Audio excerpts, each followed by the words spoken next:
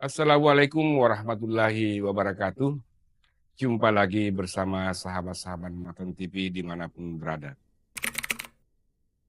Dalam sejarah panjang peradaban manusia, ada dua kewajiban fundamental yang seringkali berbenturan, yaitu kewajiban terhadap agama dan kewajiban terhadap negara. Benturan ini bukan saja menjadi sumber pertikaian berkepanjangan, tetapi juga telah mengorbankan jiwa dan raga manusia di berbagai belahan dunia. Lihat saja kekacauan di Afghanistan akibat obsesi Taliban menerapkan sistem pemerintahan yang dianggap sesuai syariat. Atau berapa banyak darah yang tumpah di India akibat perpecahan antara agama yang terjadi sejak puluhan tahun. Di Indonesia, pertikaian itu berhasil dijembatani melalui landasan filosofis Pancasila. Pancasila melahirkan sebuah konsep nasionalisme berketuhanan yang mengakomodir kewajiban terhadap agama untuk mengabdi kepada Tuhan dan kewajiban terhadap negara untuk mengabdi pada tanah air. Tetapi kelompok radikal terorisme secara militan menolak konsep tersebut. Melalui YouTube, TikTok, X, mereka mengacaukan prinsip nasionalisme itu dengan mengatakan bahwa negara kesatuan Republik Indonesia tidak berasas pada ajaran-ajaran Islam. Akhirnya mereka mempromosikan khilafah sebagai solusi akhir semua masalah itu. Misalnya, ada banyak kanal di YouTube yang mengajak untuk beralih ke khilafah. Kanal-kanal ini terafiliasi kepada paham Hizbut Tahrir yang terobsesi pada peralihan sistem pemerintahan. Mereka mengatakan bahwa demokrasi dan Pancasila adalah kafir sehingga perlu ditinggalkan. Mereka berpikir hitam putih bahwa ada batas tegas antara hukum Tuhan dan hukum manusia. Hukum Tuhan itu sesuai syariat, hukum manusia itu penuh tipu daya. Paham-paham tersebut fatal dan berbahaya. Karena pada dasarnya Allah telah melimpahkan ijtihad berpikir tentang sistem pemerintahan itu kepada manusia. Paham itu mengancam prinsip-prinsip Pancasila yang notabene sudah sesuai dengan nilai-nilai yang dicontohkan Nabi Muhammad, yaitu soal persatuan dalam keberagaman. Pancasila memberi kesempatan bagi kita untuk menjadi warga negara dan umat beragama secara bersamaan tanpa saling menafikan. Umat Kristen misalnya dapat beribadah dengan nyaman dalam konteks warga negara, pun dapat memberikan kontribusi kepada bangsa sebagai seorang Kristen. Dalam Islam, agama dan tanah air terkait erat dan tidak bisa dipisahkan.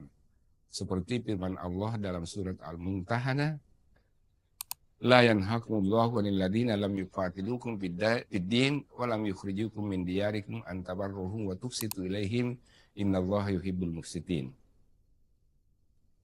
Allah tidak melarang kamu untuk berbuat baik dan berlaku adil terhadap orang-orang yang tidak memerangimu karena agama dan tidak pula mengusir kamu dari negerimu.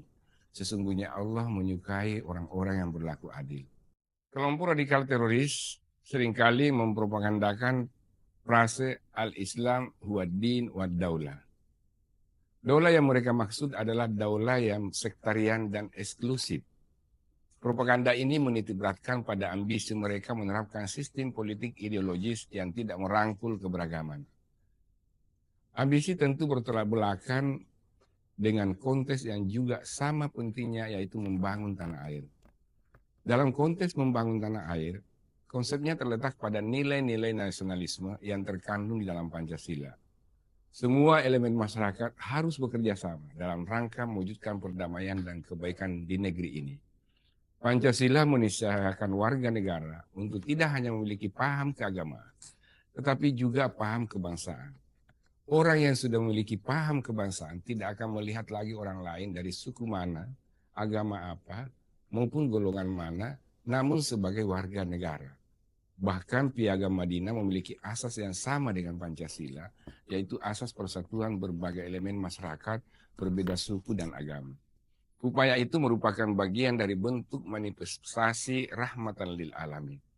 Maka jangan korbankan agama demi nasionalisme, dan jangan juga korbankan nasionalisme demi agama, karena keduanya menyatu dalam sebuah landasan filosofis bernama Pancasila. Al-Ghazali dalam kitabnya Ihya Ulumuddin menegaskan bahwa ada hubungan simbiosis yang tak terpisahkan antara agama dan negara. Alih-alih bertentangan keduanya justru hadir dalam keadaan saling menopang. Negara membutuhkan nilai-nilai dasar yang terkandung dalam agama, sementara agama membutuhkan rumah yang mampu merawat keberlangsungannya secara aman dan damai. Persoalannya tidak sedikit kelompok radikal teroris yang mendebat konsep nasionalisme ini. Mereka menganggap bahwa kesetiaan terhadap Pancasila yang tidak berasas hukum syariat Islam merupakan sebuah kesalahan fatal. Mereka menyebutnya dengan tagut. Mereka tidak sadar jika Pancasila dicerabut, maka konflik antara identitas akan sangat rentan terjadi. Sebagai sebuah fondasi moral, nilai-nilai dalam Pancasila mengikat semua komponen masyarakat melampaui batasan primordial. Konsep khilafah yang eksklusif itu justru akan mengembalikan kepentingan agama dan negara pada pertikaian yang tiada akhir.